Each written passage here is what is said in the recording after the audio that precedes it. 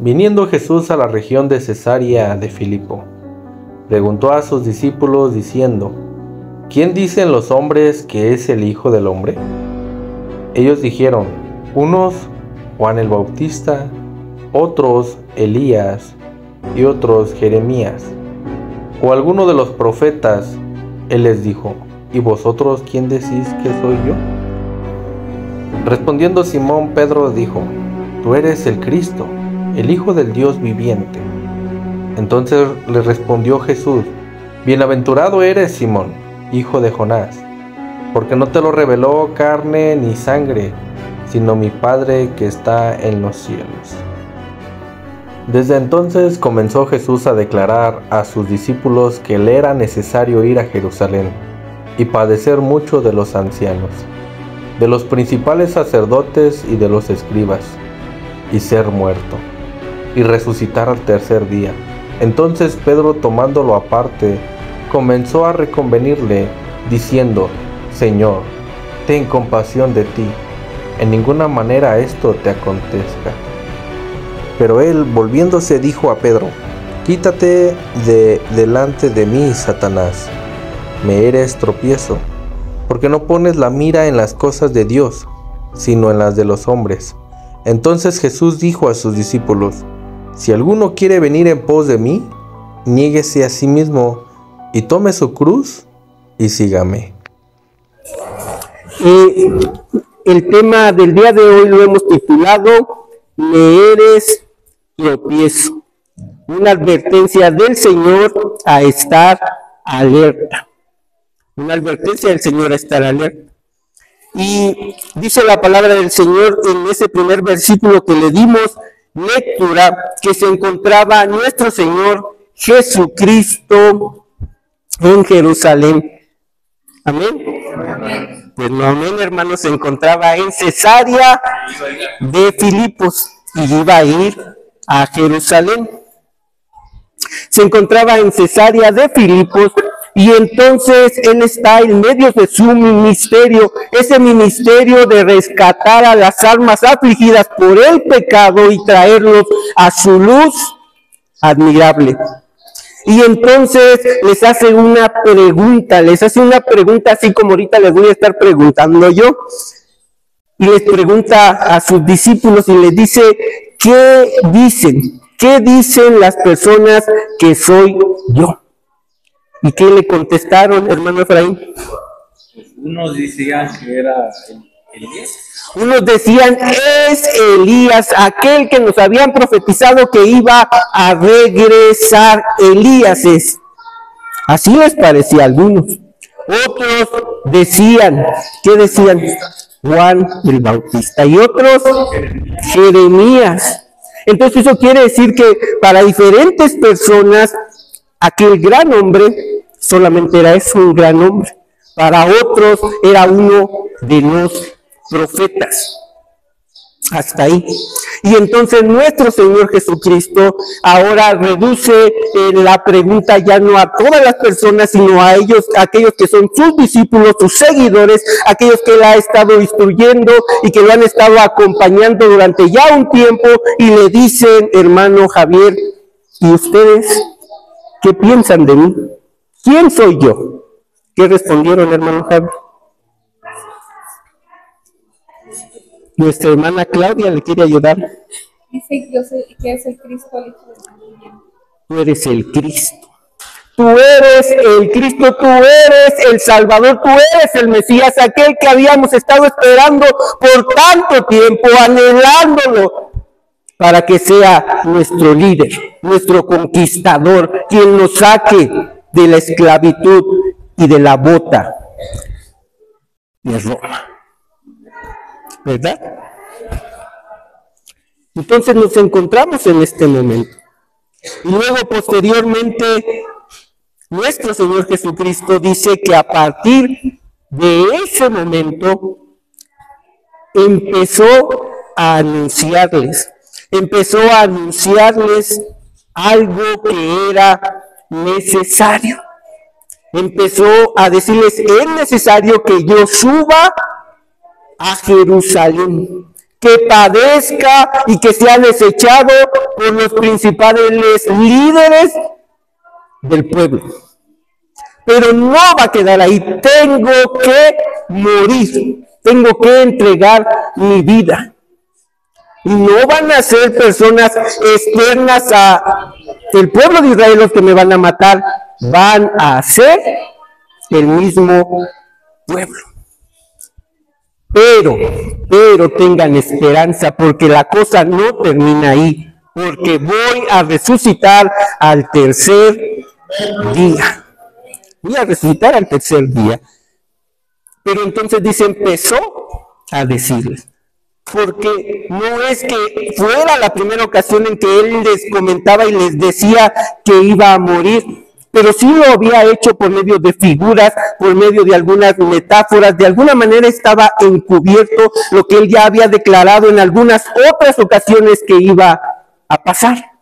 Y la palabra del Señor en el libro de Marcos nos dice que les empezó a decir claramente, ya sin encubierto, ya sin figuras, ya sin metáforas, les dijo de la manera más clara posible para que ellos entendieran y comprendieran que eso iba a pasar, que era necesario. Hermano Robe, ¿qué es una cosa necesaria? Una necesidad. Una necesidad. Hermano Rodrigo. Es algo que se tiene que hacer, que se debe hacer sí o sí. O sí o sí, algo que es forzoso para lograr un fin o una cosa. Un fin o una cosa. Ahora, déjenme, les pregunto un poco, hermana Jessie, para que usted hoy subiera de su hogar a este punto de reunión que el Señor nos ha concedido, donde estamos hoy reunidos, ¿qué fue necesario? Moverse. Pues sí, ¿verdad? Porque si se queda allá, pues no iba a estar aquí. Es eso. Es algo que forzosamente tiene que suceder.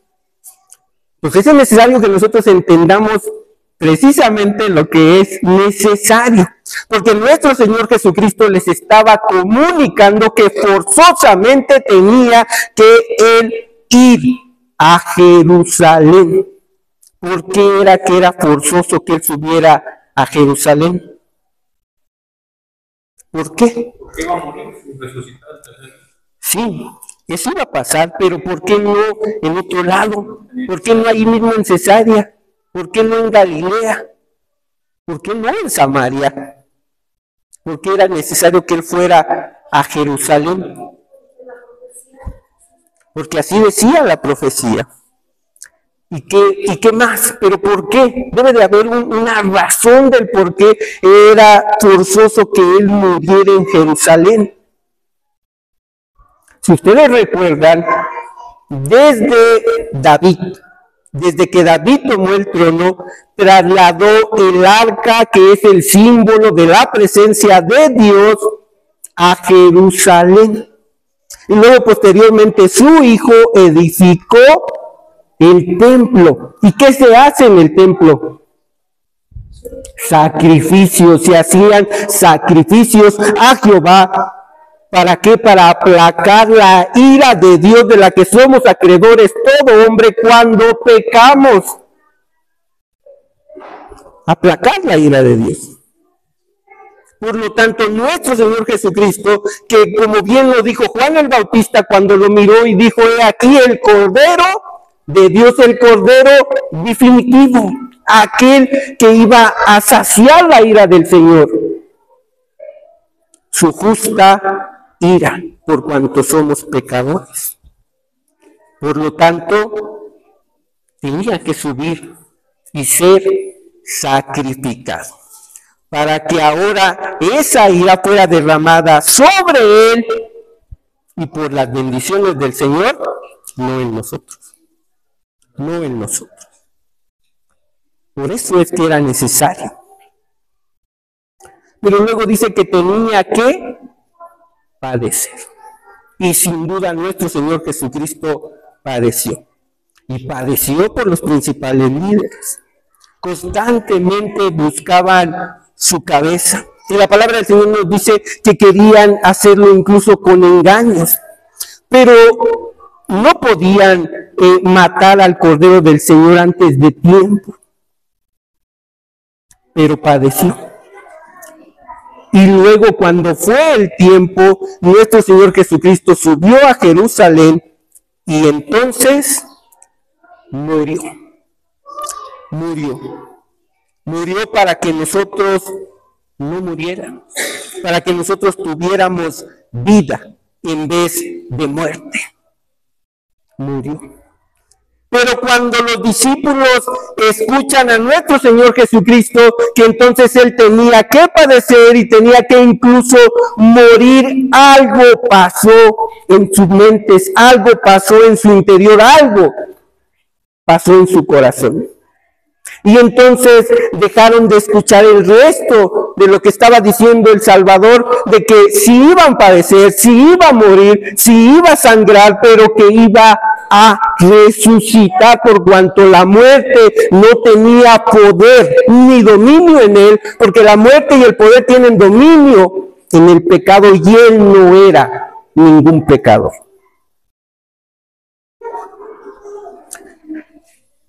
Y no lo escucharon. Y entonces algo pasa en su mente que no lo podían aceptar, no podían conciliar que aquel Salvador tuviera que padecer. No calzaba con sus ideales de lo que era el Mesías. El Mesías que entonces, ¿cómo los iba a salvar? ¿Cómo los iba a guiar? Si iba a morir. ¿Cómo una persona muerta iba a poder guiar a un pueblo de vivos? Y entonces, ¿qué pasó? ¿Qué pasó? ¿Qué pasó, hermano Robe?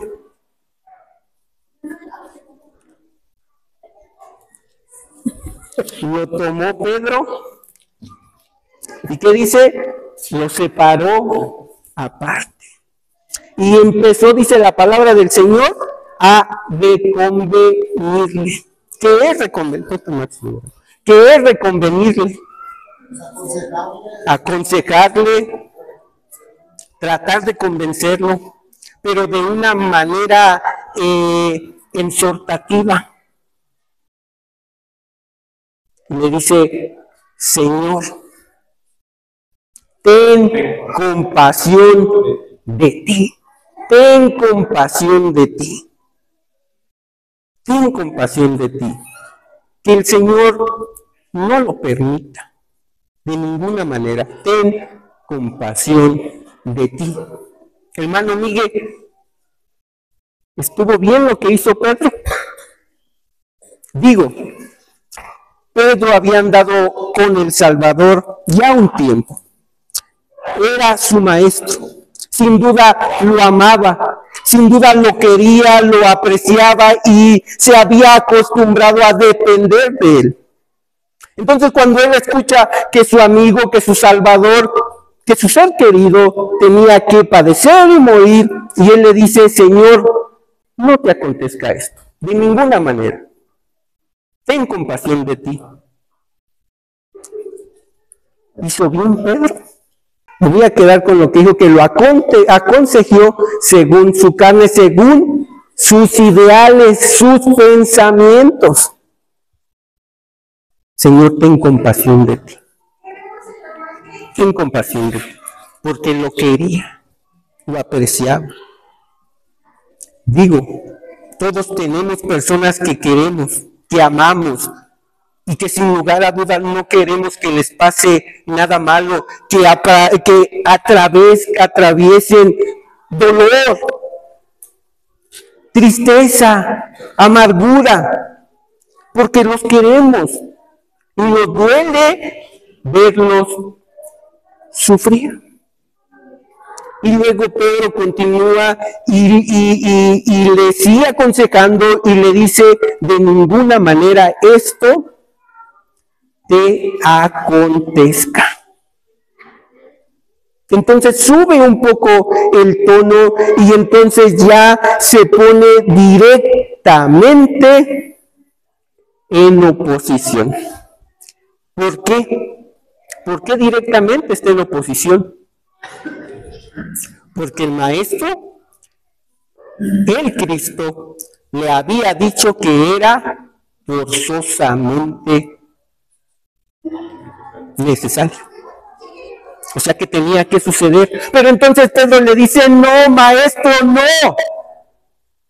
Que no suceda esto. Contradiciendo completamente al Señor. Ahora ocupo dos hombres fuertes. A ver, hermano Rodrigo, hermano Miguel, pasen para acá. Vamos a hacer una pequeña actividad por si les ha dado sueño. Espero que no. Inviten a una persona cada uno, hermano Miguel. Quien quiera usted que luche con usted a su lado en este momento. Igual, hermano. ¿Ya? Ok. Bueno.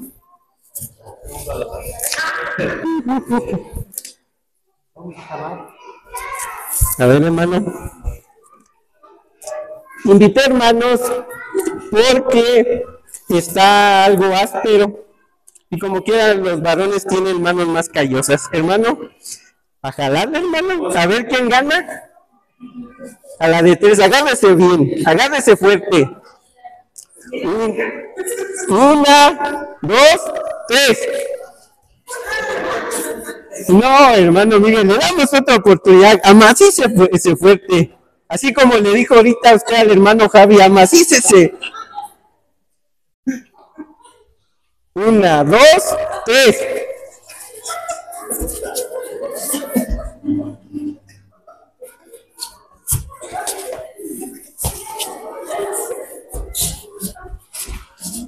Como que todos de este lado hay más fuerza, ¿eh?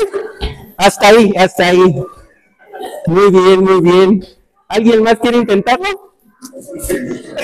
Vamos a darle oportunidad al hermano Gera, a nuestro hermano. Sí, hermano, pásenle. Está aquí también el varón y nuestro hermano Javi. ¿Ya conocen la dinámica? ¿El hermano Javi?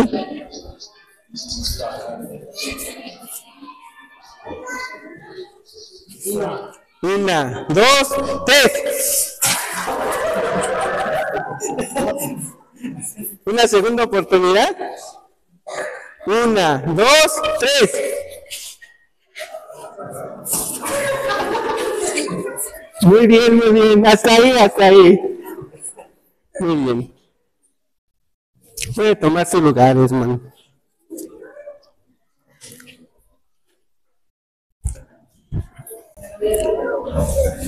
¿Tuvieron bien las luchitas, verdad? ¿Ya se despertaron? De seguro nuestros hermanos que hicieron fuerza, sí. Pero lo que acabamos de ver, hermanos, es una lucha de fuerzas contrarias. Unos tiraban sus fuerzas ¿en qué dirección? Para acá. Y los otros del otro lado. Y algunas veces ganaba uno, ¿verdad? ¿Por qué? Porque la fuerza de aquel lado se intensificaba. Luego se cansaba, disminuía y el del otro lado viene para acá. Eso es lo que nosotros podemos entender por oposición, hermano. Había adversarios. Había adversarios. Y entonces es precisamente lo que el Señor le está diciendo a Pedro. Pedro, yo voy en una dirección. Esta es claramente la dirección en la que vamos. Lo acababa de decir. Era necesario. ¿Por qué era necesario? Porque él venía en una misión dada por su Padre Celestial. ¿Para qué? Para reconciliar a nosotros los hombres con Él, con el Padre. Y entonces es como si Pedro hubiera agarrado el otro extremo de la cuerda y le diga, Señor, no es para allá, es para este otro lado. Es para este otro lado. Y entonces escucha unas palabras tan abrumadoras saliendo de los labios de nuestro Señor Jesucristo. ¿Y cuáles fueron? Le dijo Satanás. ¿Era acaso Pedro Satanás o la encarnación de Satanás? No, no. Sino que en ese momento el pensamiento de Pedro estaba en sincronía con el pensamiento de Satanás. Fíjense bien. El pensamiento de Satanás es obstaculizar el avance del reino de Dios. Y en ese momento, por más triste que parezca, Pedro estaba obstaculizando el avance del reino de Dios. Por lo tanto, el pensamiento en ese momento de Pedro era el mismo pensamiento de Satanás. Así fue. Así fue. Por lo tanto, le dice nuestro Señor Jesucristo, me eres tropiezo. Me eres tropiezo. Tú no estás en este momento avanzando conmigo, Pedro. No. Estás yendo para el otro lado.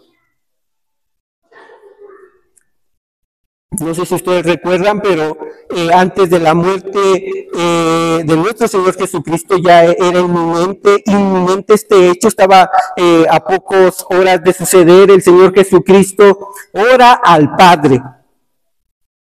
¿Y qué le dice? Le dice, Padre, si es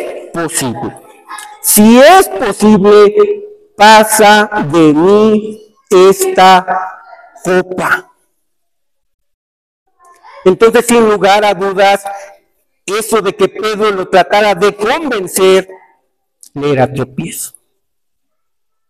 ¿Por qué? Porque nuestro Señor Jesucristo conocía, hermano Robe, conocía el sufrimiento que Él iba a padecer en la cruz del Calvario. No solo un sufrimiento físico, no, sino el sufrimiento de aquel que desde la eternidad y hasta la eternidad ha estado en completa armonía y comunión con el Padre Celestial. Pero como iba a ser crucificado y como Él era el sacrificio para aplacar la ira de Dios iba a estar sobre Él. Y esto sin duda sobrepasa cualquier sufrimiento físico. Nosotros en nuestra humanidad tal vez no tenemos la capacidad de entender completamente esto.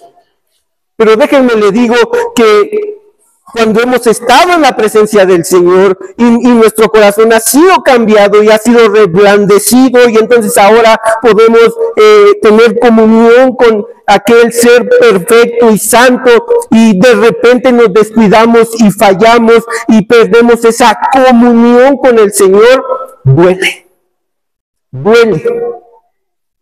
Y nuestra alma está agobiada porque duele.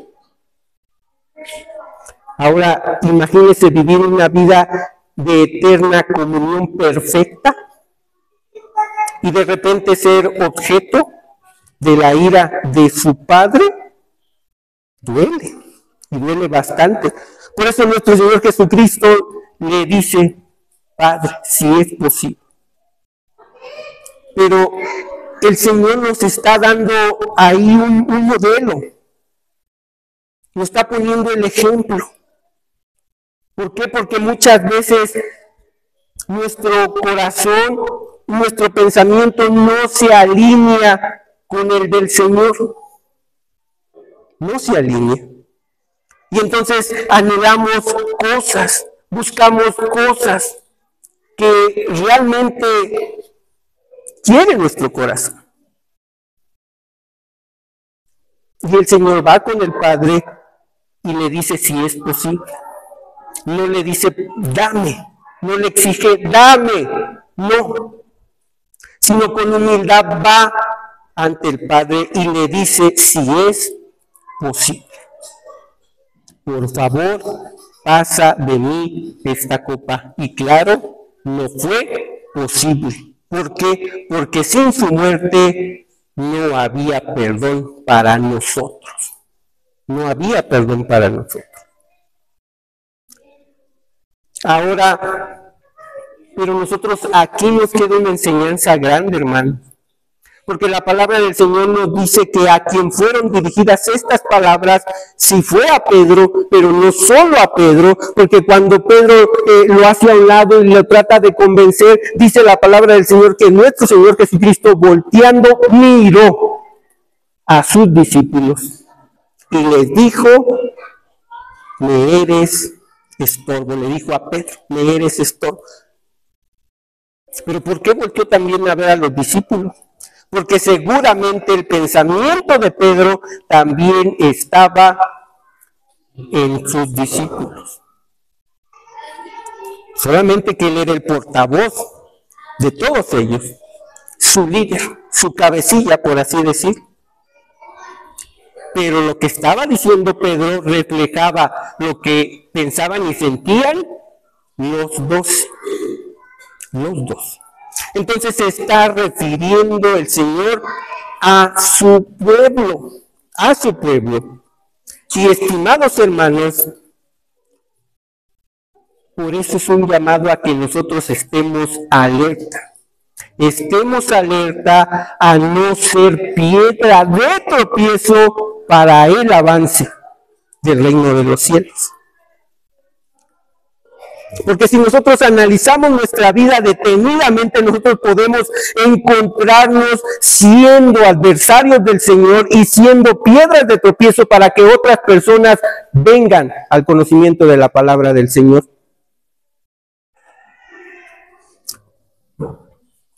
Y el otro día, alguno de mis hermanos se acercó a mí y me platicó de un suceso que tuvo lugar ahí en la familia, y resulta que una persona que pues iba a vender sus productos en una tienda de ahí de la comunidad, pues como tenemos una entrada un poco amplia, entonces pues se le hizo fácil y pues no vio ningún problema en tratar de dar la vuelta ahí. Pero entonces, un hermano que asiste a la iglesia, pues actuó de una manera no correcta. Entonces, de una forma un tanto agresiva va y le dice que no quiere que dé ahí la vuelta. Pero lo que no sabía este hermano es que esta persona ya había sido visitante del patio y que ya se le había hablado acerca de la palabra del Señor y que incluso se le había invitado a asistir a la iglesia. Por lo tanto, ¿sabe lo que contestó? Y le dijo, y así quieren que vayamos a la iglesia para ser como tú. Sin lugar a dudas, fue tropiezo. Sin lugar a dudas, estaba luchando en contra. Y sabe, nosotros no conocemos el corazón del hermano y no sabemos sus motivaciones primarias, pero nos podemos dar una idea. Y es que como tiene niños pequeños, usted sabe cómo son los niños pequeños, de repente corren. Tampoco sabemos si la persona que dio la vuelta entró de lo más despacio. A lo mejor para la percepción de este hermano entró muy rápido. Y él vio ahí una posibilidad de que hubiera un accidente. Y por amor a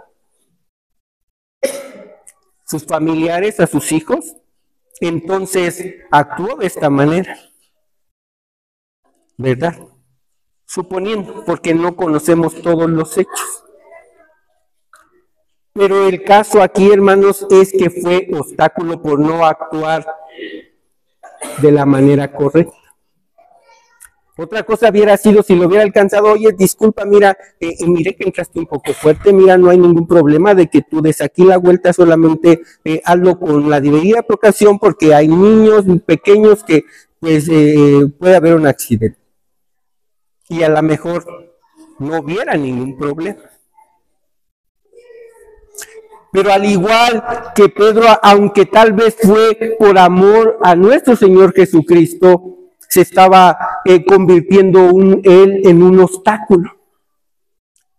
Pero el detalle, hermanos, es que muchas veces nos convertimos en obstáculos aparentemente por amor. Por amor.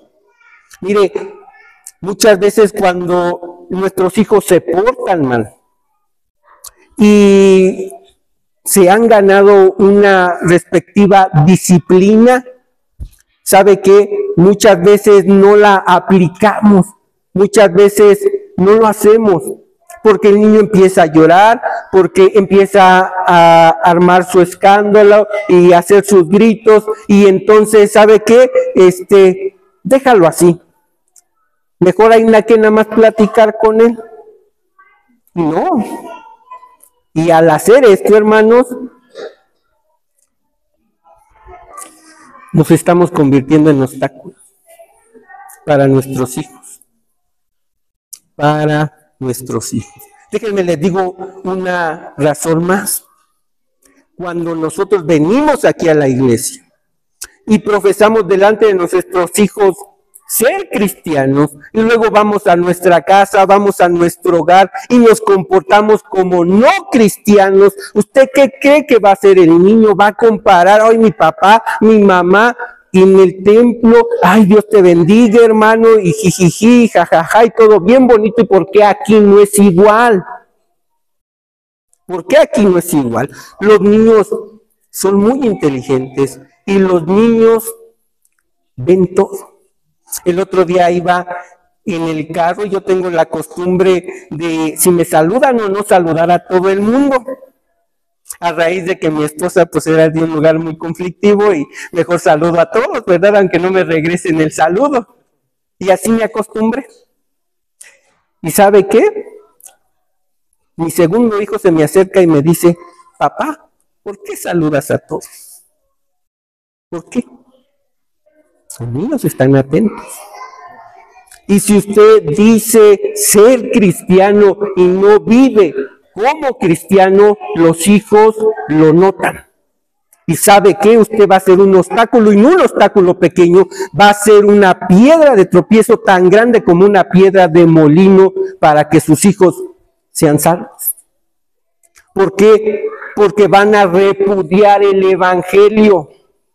Van a repudiar el evangelio y cuando ellos crezcan se van a alejar.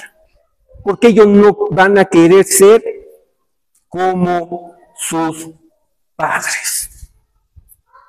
Y al igual como esta persona van a decir, para ser como tú, mejor no, mejor no. Y esto es muy grande, hermanos. Y esto es cuestión de que usted tome la advertencia, analice su vida y vea su comportamiento. Si realmente está siendo una flecha en el arco de Satanás. Si su pensamiento se está alineando con el pensamiento de este mundo. Si su manera de vivir en verdad refleja la manera de vivir de un hijo de Dios. ¿Cómo estamos viviendo? Y le digo por qué, porque la misión de la iglesia en general, no solo de la iglesia Vida Eterna o de la iglesia Palabra Fiel, sino de toda la iglesia de nuestro Señor Jesucristo, ¿cuál es? Ir y predicar el evangelio y hacer discípulos y hacer discípulos. Pero la palabra del Señor nos da la razón del por qué es que Pedro estaba haciendo un obstáculo. Y dice la palabra del Señor,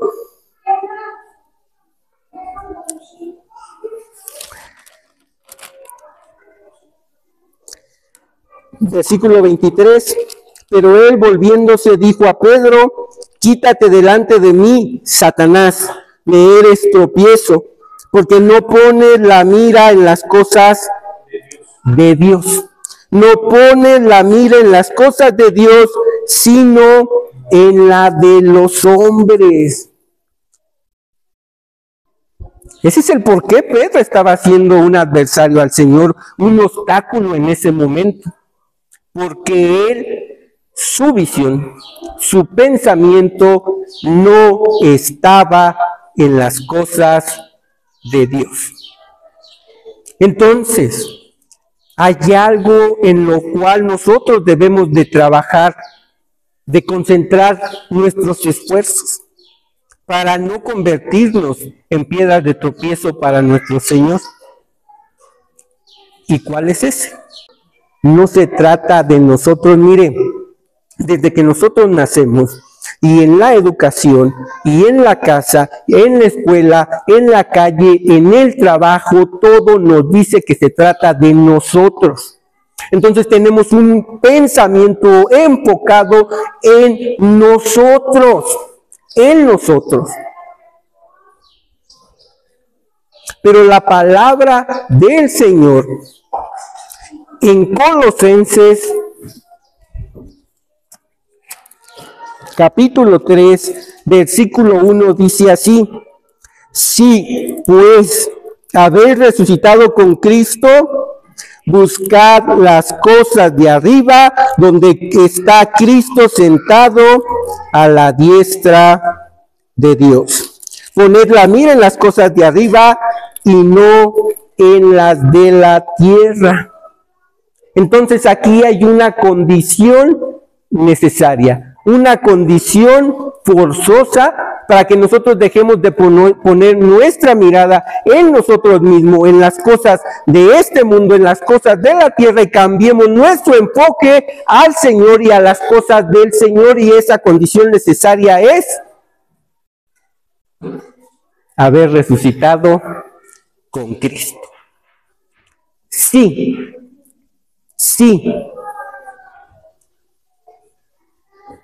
Es necesario. Y entonces, cuando nosotros hemos resucitado con Cristo, nuestro enfoque sí o sí debe de cambiar. Quisiéramos que nuestro enfoque y nuestra mirada cambiara al instante, ¿verdad, hermano Robe? Eso es lo que quisiéramos. Pero la palabra del Señor nos dice que nuestro enfoque, nuestro pensamiento debe de ser constantemente transformado. Nuestro entendimiento debe ser constantemente transformado por la palabra del Señor, por la obra de su Espíritu Santo. Pero debe de ser transformado. Y la transformación no puede cesar. La transformación no puede detenerse. Entonces, si venimos de un mundo que nos dice, busca las cosas de este mundo, busca todo lo que tú quieras, ten tu mirada centrada en ti mismo, busca tus objetivos, pero no, porque la palabra del Señor nos dice, ya no vivo yo, sino Cristo vive en mí. Por lo tanto, ya no debo de buscar todo lo que yo quiero, sino todo lo que el Señor quiere que sea. Y ahora, Él dice, si alguno quiere venir en pos de mí, niéguese a sí mismo. Esto no quiere decir que nos vamos a aislar de todo. No. Simplemente que ahora lo que hagamos va a ser en el enfoque del Señor. Si yo quiero traer novio, quiero traer novia, voy a hacerlo como el Señor manda. no como yo quiero, como el Señor manda. Si voy a casarme o estoy casado, voy a vivir un matrimonio como el Señor manda, como el Señor lo estableció. Si voy a trabajar, es porque el Señor me manda que trabaje. Pero voy a trabajar en integridad y en todo momento reflejando al Señor. Para una vez más no ser una piedra de tropiezo. Porque la gente, hermanos, está atenta del comportamiento de un cristiano. Hace tiempo, uno de mis hermanos no andaba de la mejor manera. Y entonces, ¿sabe qué? Se le acercó una persona que no conocía al Señor. Y ¿sabe qué? Lo llama y le dice, ¿por qué tú eres así? ¿Por qué actúas así? Dice, mira, yo veo que tu padre es un hombre de bien. Es un hombre de bien. Y tú al actuar así lo estás deshonrando. Fíjese, una persona que había visto el comportamiento de un hombre de Dios, que actuaba según el llamamiento del Señor. La persona no cristiana pudo dar testimonio de este hombre del Señor. Y incluso exhortará a su hijo de que lo que estaba haciendo y el camino por el cual iba estaba mal. Estaba mal.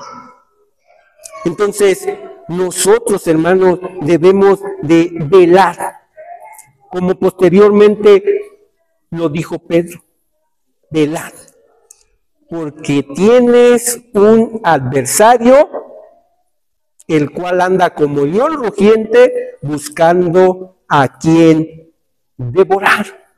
Por lo tanto, debemos de estar constantemente vigilando, que no estemos trabajando para el bando contrario y haciendo en pro del reino de las tinieblas en vez del reino de Dios. Y así terminamos, hermanos. Así terminamos, nada más. Déjenme les digo que rumores malos acerca de los cristianos siempre va a haber. Recuerden que incluso cuando nuestro Señor Jesucristo estaba haciendo milagros, ¿qué decían acerca de él? Que por Belcebú, que por Satanás hacía esos milagros. ¿Va? Pero la palabra del Señor en Mateo capítulo 5 nos dice, bienaventurados sois si hablan toda clase de males contra vosotros, mintiendo. Ahí radica la diferencia, mintiendo, como lo hicieron con el Señor Jesucristo, mintiendo. No vaya a ser que toda esa clase de males que hablan no sea mintiendo y sea una realidad. Oramos al Señor.